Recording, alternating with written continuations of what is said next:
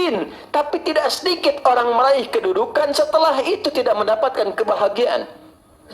Kita ingin meraih seluruhnya, maka jembatannya apa? Quran surah kedua Al-Baqarah di akhir ayat 189.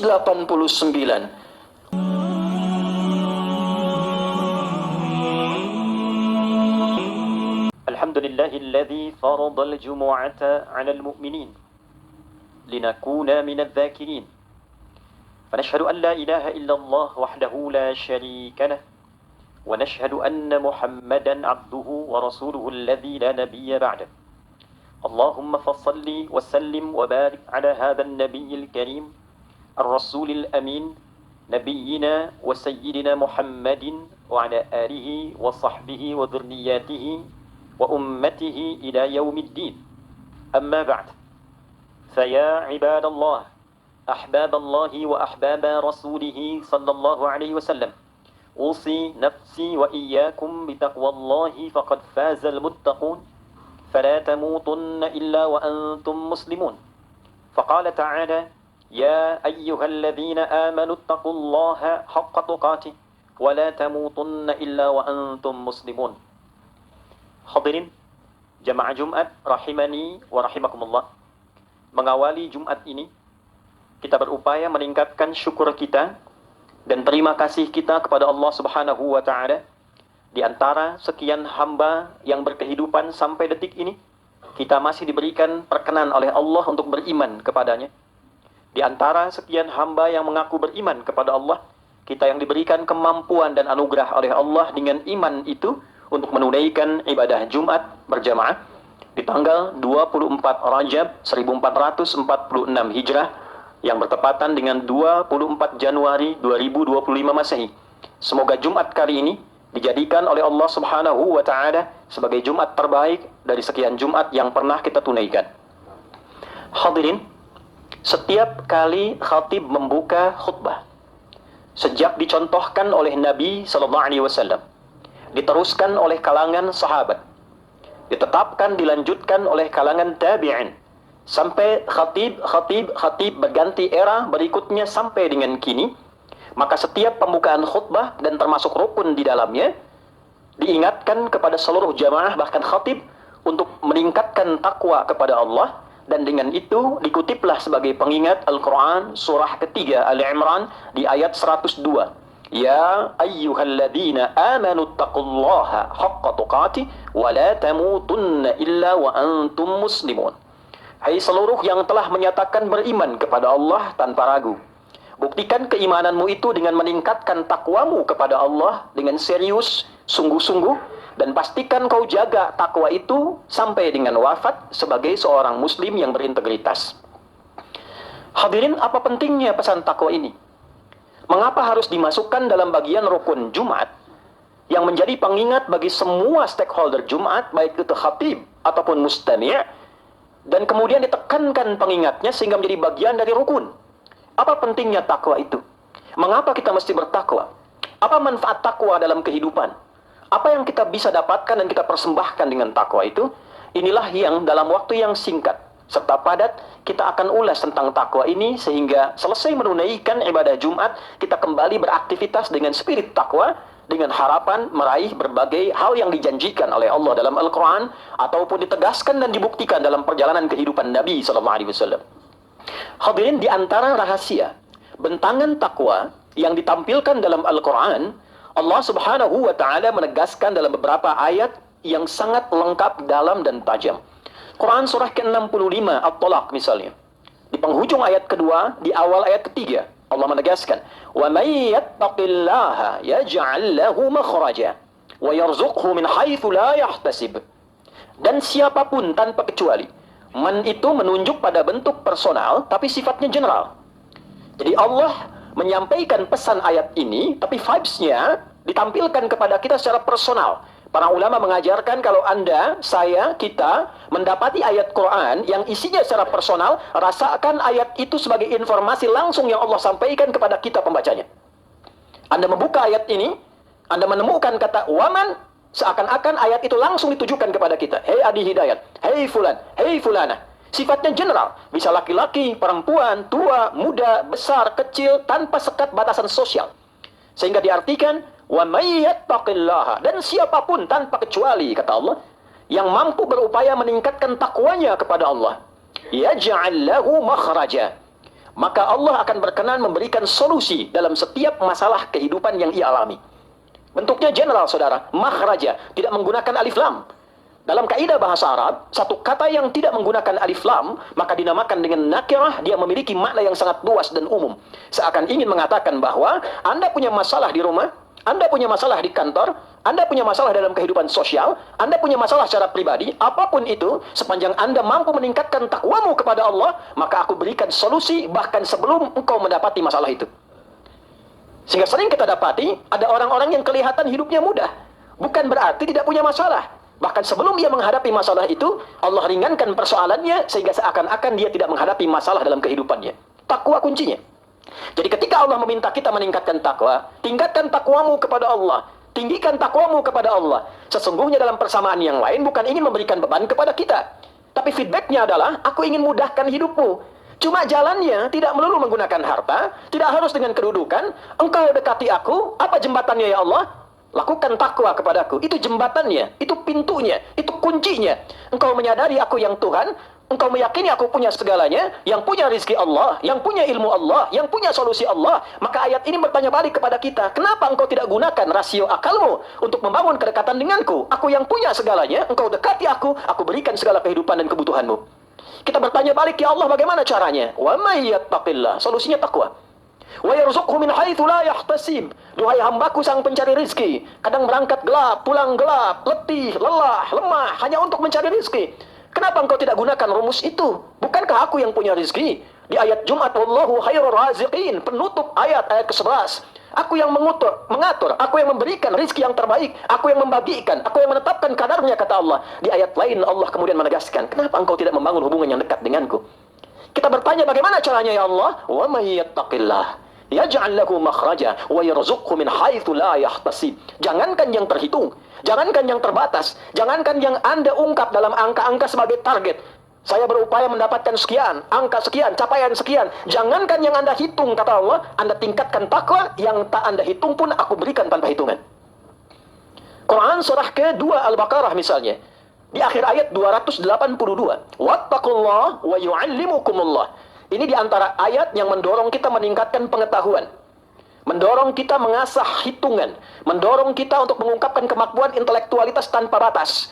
Maka ini ayat bercerita tentang bagaimana menghitung secara kompleks, bagaimana mencatat setiap transaksi, bagaimana mengungkap setiap hal dalam dunia perdagangan, dalam dunia bisnis. Kalau ditularkan dalam bentuk pengetahuan yang terkodifikasi, disiplin ilmunya bisa misalnya disebut dengan akuntansi dan turunan-turunannya. Tapi saudara, ujung ayatnya ditutup dengan kalimat yang indah. Wattaqullah wa yu'allimukumullah. Engkau inginkan ilmu apapun, engkau belajar setinggi apapun, sesulit apapun, sekompleks apapun materinya, engkau dekati Allah yang punya pengetahuan, Allah yang alim, yang menguasai segala ilmu, Allah yang memilikinya, Allah yang menguasainya. Maka kenapa Anda tidak dekati Allah sebelum Anda memulai petualangan intelektual Anda? Dengan apa ya Allah? Wattaqullah, tingkatkan takwamu kepada Allah, wa yu'allimukumullah, dan Allah berkenan bukan hanya memberikan, bahkan membimbing dan mengajarkan engkau pengetahuan yang mengangkat derajat intelektualmu lebih tinggi. Anda yang berharap kebahagiaan, Anda bisa sukses dalam pekerjaan, jadi champion di kantor, tapi apakah pekerjaan itu memberikan kebahagiaan pada diri Anda? Kenyamanan, ketenangan, kelapangan yang kita bawa untuk bercengkrama dengan keluarga, dengan tetangga, dengan kerabat. Anda mengharapkan itu, boleh jadi bisa diraih dengan harta, mungkin, tapi tidak sedikit orang berharta tidak mendapat dia. Boleh jadi bisa didapatkan dengan kedudukan, mungkin, tapi tidak sedikit orang meraih kedudukan setelah itu tidak mendapatkan kebahagiaan.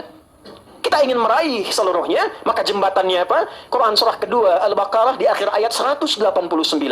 Wattaqullah la'allakum tuflihun.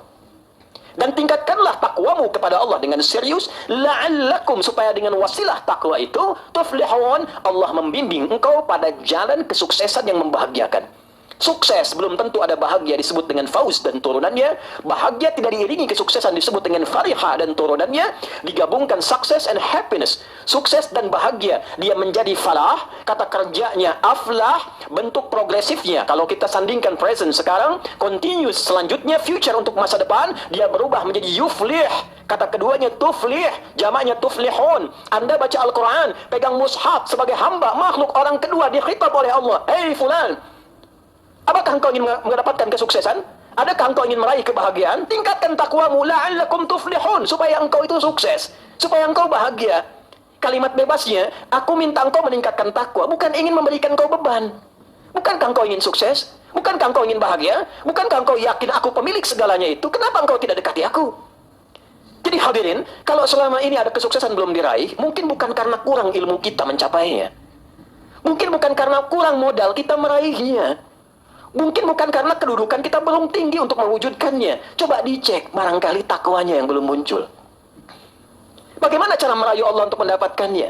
Bagaimana cara terkoneksi dengan Allah untuk meraihnya? Maka kalimatnya, ittaqullaha haqqa tuqatih. Itulah sebabnya, kenapa tiap Jumat, Nabi diminta oleh Allah, kumpulkan sahabat-sahabatmu Muhammad SAW. Kumpulkan umatmu ya Rasulullah SAW. Untuk saling mengecek, saling mengevaluasi. Coba sampai detik kita kumpul. Selama sepekan, kita duduk dulu sejenak. Kita lihat perjalanan kehidupan kita. Secara pribadi sudah sukses belum? Apa yang ingin didapatkan, berapa yang diraih? Sudah bahagia belum? Kesuksesan tadi sudah koheren dengan kebahagiaan yang dirasakan atau belum? Bagaimana di keluarga? Anda sebagai ayah bahagia, bagaimana dengan anak-anak? Bagaimana dengan istri? Apakah kebahagiaan ini akan berlangsung sampai dengan masa depan? Apa tanggung jawab kita? Apakah sebagai pimpinan di kantor ada karyawan yang menjadi tanggung jawab? Ada lapisan sosial yang ingin mendapatkan perhatian? Sampai raihan kita selama sepekan. Anda silakan cek, silakan bandingkan. Di mana ada keyakinan, ada agama yang mengevaluasi aktivitas kehidupan kita secara total, fisikal, intelektual, spiritual. Setiap sepekan sekali diminta berkontemplasi. Renungkan, kesuksesan yang kau batasi itu berapa yang sudah diraih. Setelah itu diberi jalan. Diberikan jembatannya. Mungkin belum teraih ini, bukan karena faktor X, Y, dan Z-nya. Mungkin faktor kedekatanmu, faktor T-nya, takwanya yang belum muncul. Itulah sebabnya hadirin, jika kita tanyakan balik kepada Allah lewat Al-Quran, kepada Nabi Muhammad SAW lewat hadis, dan kita katakan, ya Allah, ya Rasulullah, kami sekarang ada kesadaran paripurna, telah berkontemplasi, ingin meningkatkan takwa, bagaimana jalannya? Seperti apa jalurnya? Maka dibentangkanlah dalam Al-Quran setidaknya 2 dimensi takwa. Dan inilah yang kita koreksi dalam berkehidupan setiap pekan, dalam setiap kesempatan Jumat. Dengan cepat hadirin, dalam kesempatan khutbah yang singkat ini, yang pertama, ketika disebutkan kalimat takwa dalam Al-Quran, dibuka pertama kali dalam Al-Quran, maka dimensi yang ditampilkan pertama kali, al-bu'adur rabbani, dimensi vertikal dalam bentuk ibadah ritual, membangun hubungan spiritualitas kita dengan Allah Subhanahu wa Ta'ala. Wujudnya Al-Baqarah di ayat yang kedua sampai ayat yang kelima. Dzalikal kitabu la raiba fi hudal lil muttaqin. Di dalam Al-Quran yang agung itu terhimpun pedoman berkehidupan yang bisa memandu orang-orang takwa. Kita tanya, siapa orang takwa itu ya Allah? Ayat 3-nya, alladzina, dibuka dengan alladzina, ismun mausulun yadullu alal jam'il jam'iyah, kata sambung, konjungsi yang menyambungkan satu klausa sebelumnya dengan setelahnya, disebutkan 1080 kali dalam Al-Quran, bentuk jama' tanpa batas. Bisa laki-laki, perempuan, besar, kecil, tua, muda, sifatnya umum, komunal. Seakan ingin mengatakan, kalau pengen jadi takwa, jangan takwa sendirian. Jangan soleh sendirian. Anda pulang ke keluarga sebagai anak, jadilah peran takwa, lekatkan pada anak, bantu ayah supaya takwa, bantu ibu supaya takwa, bantu pasangan supaya takwa. Anda pulang sebagai suami, jadi suami yang bertakwa, bantu istri bertakwa. Kalau Anda berharap istri yang solehah, Anda bentuk diri jadi suami yang soleh. Kalau Anda berharap orang tua yang soleh, Anda bentuk sebagai anak yang soleh. Kalau Anda menginginkan anak yang soleh, Anda bentuk sebagai orang tua yang soleh. Alladzina, untuk mewujudkan itu jangan sendirian. Cari guru yang baik, berkumpul dengan teman yang baik, membangun ekosistem yang baik. Yu'minuna bil ghaibi, mulai dengan dasar iman. Takwa dimulai dengan iman, yakin dulu. Jadi orang yang tidak yakin gak akan sampai pada anugerah itu. Semua dibuka dengan yakin. 13 tahun Nabi mengajarkan materi iman sebelum hijrah ke Madinah, supaya yakin. Sehingga ketika ayat turun, mereka mengatakan sami'na wa ata'na. Al-Baqarah ayat 285. Wa qalu sami'na wa ata'na ghufranaka rabbana wa ilaikal masir. Kami dengar ya Allah, kami taati. Membangun keyakinan ketika diperintahkan dengan ayat, kami dengar ya Allah, kami langsung lakukan. Kalau imannya tidak kuat, untuk membangun jembatan takwa diberikan perintah sami'na wa nanyaina. Kami dengar, kami tanya dulu. Kami dengar, kami klarifikasi dulu. Maka membangun jembatan takwa mulanya dengan iman. Yakin dulu, setelah yakinnya kuat, Allah perintahkan apa cepat kerjakan. Wa yuqimunas shalah. Dimensi pertama, dimensi spiritual. Bentuknya ibadah ritual, lihat salatnya. Ternyata ketika Allah perintahkan kita menunaikan salat 5 waktu dalam sehari, bukan ingin memberikan beban kepada kita, bukan. Bukan supaya setelah Jumat datang asar, setelah asar datang maghrib, setelah maghrib datang isya. Cara membacanya tidak demikian. Ketika dikumandangkan perintah salat itu, diperdengarkan ke seantero alam, karena itu panggilan salat sampai ke setiap orang yang masih punya telinga dan pendengaran. Dalam bahasa Arab telinga disebut dengan udhun, jamaknya disebut dengan adzan. Kenapa adzan disebut dengan adzan? Karena lafaz ini satu-satunya yang tidak berhenti di muka bumi, berputar diperdengarkan dan sampai pada orang yang masih punya pendengaran dan telinga. Itu sebabnya kenapa waktu adzan di setiap tempat beda waktu, beda waktu, beda waktu untuk berputar selama 24 jam dalam peredaran waktu yang kita alami. Begitu Anda diperdengarkan adzan, hayya 'alas shalah, mari kita salat. Anda bertanya, kenapa saya salat ya Allah? Dijawab lewat suara muadzin, yang bahkan sekarang lengkingannya sampai sebelum kita mampu mencapainya. Hayya 'alal falah. Bukankah hati tadi menyampaikan di awal perbedaan fauz, farah dan falah? Engkau aku minta menunaikan salat, bukan ingin membebanimu, dikumandangkan, disampaikan hayya 'alal falah, supaya engkau sukses, supaya engkau bahagia. 5 kali deklarasi disampaikan, terdengar di telinga kita, di mana ada keyakinan mengatakan pada pemeluknya 5 kali sehari, setiap pergantian waktu, ayo kamu sukses, ayo kamu bahagia. Jadi ayah yang sukses, suami yang sukses, pekerja yang sukses. Anda bekerja apa sampai siang hari ini? Di divisi bagian mana Anda bekerja sampai Jumat ini? Ditanya balik ketika adzan, hayya 'alal falah, sudah sukses belum? Pekerjaan sudah tuntas belum? Begitu cara membacanya. Sudah bahagia belum? Menikmati nggak pekerjaan itu? Hayya 'alal falah. Subuh dimulai, zuhur dievaluasi, asar diingatkan lagi, maghrib mau pindah ke malam diingatkan, sudah selesai belum pekerjaan, tuntas nggak, sukses nggak dengan perannya masing-masing. Sebelum tidur diminta bahagia dulu.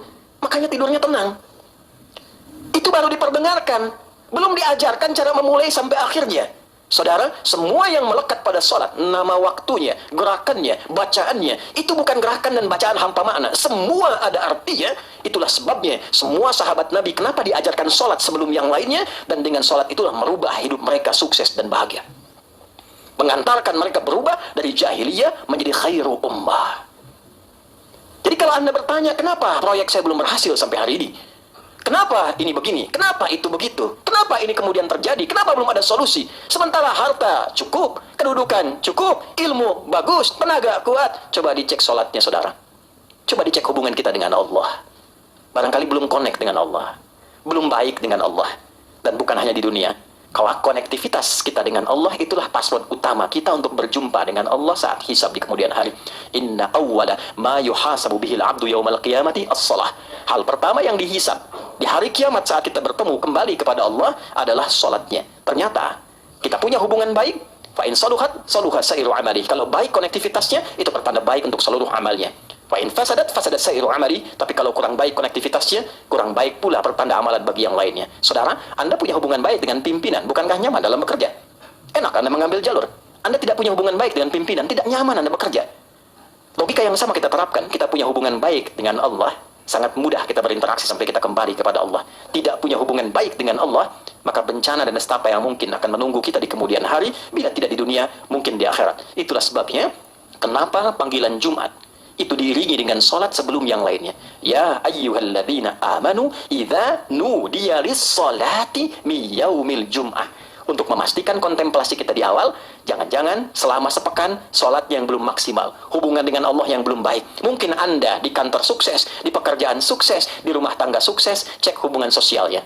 Cek hubungan dengan kerabatnya, dengan tetangganya. Idealnya sebagai seorang muslim, semua aspek ini. Bila hubungan hablu minallahnya baik, sudah pasti pancaran hablu minan nasnya juga akan sempurna. Yang kedua sebagai penutup khutbah ini, al-bu'dul insani.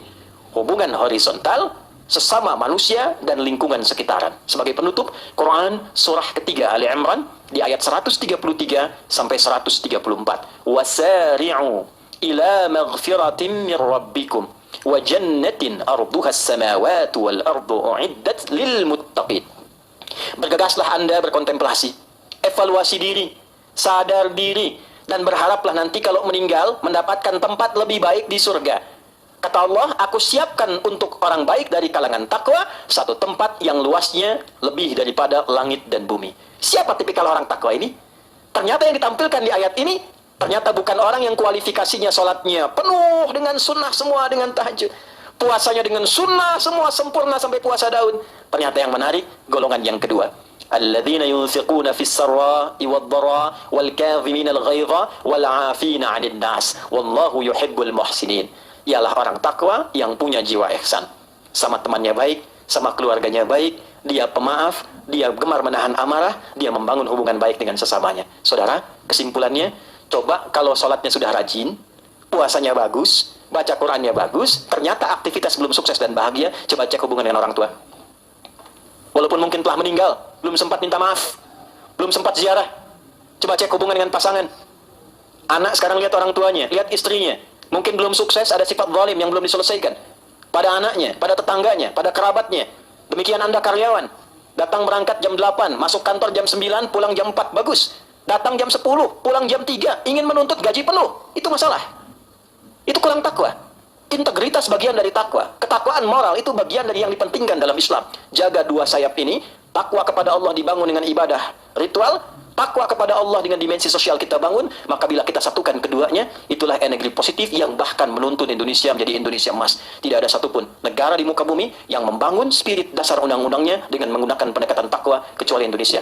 Anda boleh cek di kepolisian, Peribata. Yang pertamanya, kami, Polisi Negara Kesatuan Republik Indonesia, yang bertakwa pada Tuhan Yang Maha Esa. Anda cek di TNI, Sabta Marga. Yang ketiganya, kami Ksatria Indonesia, yang beriman dan bertakwa pada Tuhan Yang Maha Esa, membela kebenaran, kejujuran, dan keadilan. Anda bawa ke pancadarmanya Hakim Indonesia, nomor satunya, bertakwa pada Tuhan Yang Maha Esa. Anda bawa ke Undang-Undang Pendidikan, nomor 22, tahun 2002. Anda silahkan cek, bahkan di pasal menimbang, dari 5 poin. Poin yang keduanya B, Undang-Undang Dasar 1945, mengamanatkan pada pemerintah, mengusahakan, menyelenggarakan satu sistem pendidikan yang meningkatkan keimanan dan ketakwaan pada Tuhan Yang Maha Esa, serta akhlak mulia.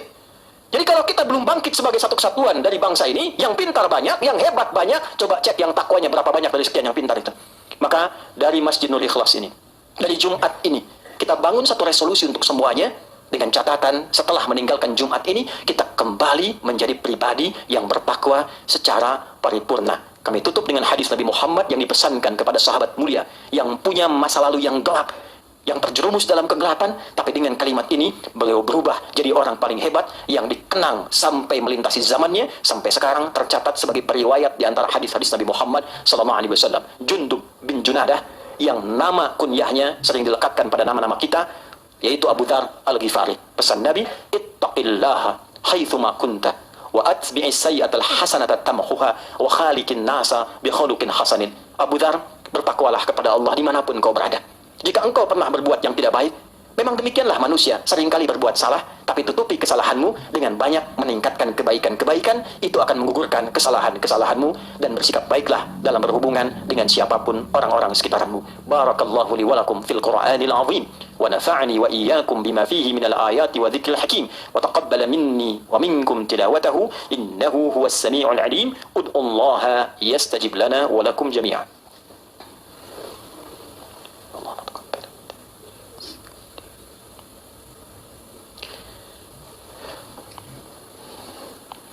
Alhamdulillah, wassalatu wassalamu ala rasulillah, nabiyyina Muhammad ibn Abdillah, wa ala alihi wa sahbihi wa man walah. Nashhadu an la ilaha illallah wahdahu la sharika lah, wa nashhadu anna Muhammadan abduhu wa rasuluhu alladhi la nabiyya ba'dah. Allahumma salli wa sallim wa barik ala hadha an-nabiyyil karim, rasulina wa sayyidina al-amin, nabiyyina Muhammadin wa ala alihi wa sahbihi ajma'in. Faqala ta'ala, inna allaha wa malaikatahu yusalluna ala an-nabi, ya ayyuhalladhina amanu, sallu alayhi wa sallimu taslima. Allahumma salli وسلم وبارك على هذا النبي الكريم رسولنا المصطفى الأمين سيدنا محمد وعلى آله وصحبه أجمعين. ربنا لا تدع لنا في مقامنا هذا ذنبا إلا غفرته ولا هما إلا فرجته ولا دينا إلا قضيته ولا مريضا إلا شفيته. اللهم اغفر للمسلمين والمسلمات والمؤمنين والمؤمنات الأحياء منا والأموات إنك سميع قريب مجيب دعوات ويا قاضي الحاجات. Ya Allah, ampunilah seluruh jamaah Jumat yang hadir di Jumat ini. Ampunilah orang-orang beriman, orang-orang Islam yang hadir di tempat ini dan di luar tempat ini, yang telah wafat mendahului kami, yang masih hidup membersamai kami. Jika ada pendosa hadir di Jumat ini, ampuni dosa-dosanya. Jika ada yang merasakan kesulitan, ya Allah, ringankan dan hilangkan seluruh kesulitannya. Jika ada yang sakit, mohon sembuhkan ya Arhamar Rahimin. Ya Allah, jika ada yang terlilit utang piutang, mohon lunaskan hutang-hutangnya, limpahkan rezeki untuk membahagiakan kehidupannya. Allahumma ja'alna minal muttaqin waj'alna min ibadikal salihin waj'alna min ibadikal mu'minin al muhsinin. Ya Allah, bimbing kami di Jumat ini untuk menjadi pribadi yang bertakwa dalam pandangan-Mu, dan jadikan takwa kami diisi oleh iman yang kuat kepadamu. Jadikan iman kami mengantarkan pribadi yang lebih baik dalam pandangan-Mu dan lebih ikhlas serta ihsan karenamu. Rabbana atina fid dunya hasanah wa fil akhirati hasanah wa qina adzabannar. Bifadlika subhana rabbika rabbil izzati amma yasifun. وسلام على المرسلين وآخر دعوانا سبحانك اللهم ربنا وبحمدك نشهد أن لا إله إلا أنت نستغفرك ونتوب إليك والحمد لله رب العالمين. عباد الله، إن الله يأمر بالعدل والإحسان وإيتاء ذي القربى وينهى عن الفحشاء والمنكر والبغي يعظكم لعلكم تذكرون ولذكر الله أكبر والله يعلم ما تصنعون. أقيموا الصلاة يرحمكم الله.